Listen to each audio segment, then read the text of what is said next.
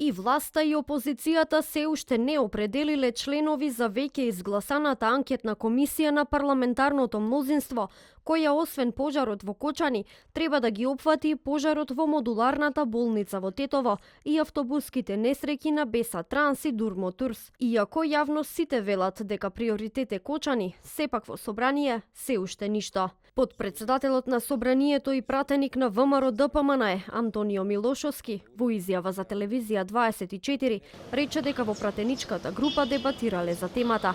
Повторуваат дека нема да предложат членови се додека не поминат заклучоците од постојаната комисија за човекови права. Тоа прашање треба да биде предмет на координација на сите пратенички групи и мислам дека координаторите наскоро ќе го дискутираат тоа како тема, но истовремено треба да се земе предвид и мислењето од јавниот обвинител.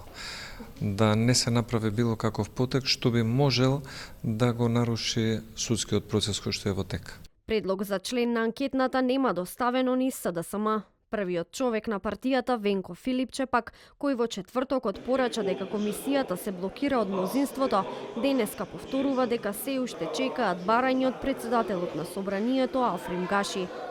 Веднаш кога ќе стигне барањето од председателот на собранието, во текот на изминатите недели од кога тоа беше најавено и од како излезе информацијата дека ние не сме номинирале членови, од како проверивме и во архивите и во рамките на луѓето кои што работат во пратеничката група, во стручните служби, такво барање не беше стигнато. Значи, веднаш кога стигне такво барање, ние ќе предложиме членови. Кои пратеници од ДУ и ВЛЕН ќе бидат дел од анкетната комисија во собрание, за сега исто така непознато.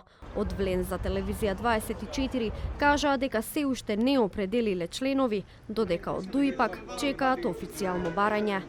Во меѓувреме, собраниските предлог заклучоци од анкетната комисија предводена од пратеникот Димитар Апасиев, според Левица, се очекува наскоро да бидат готови.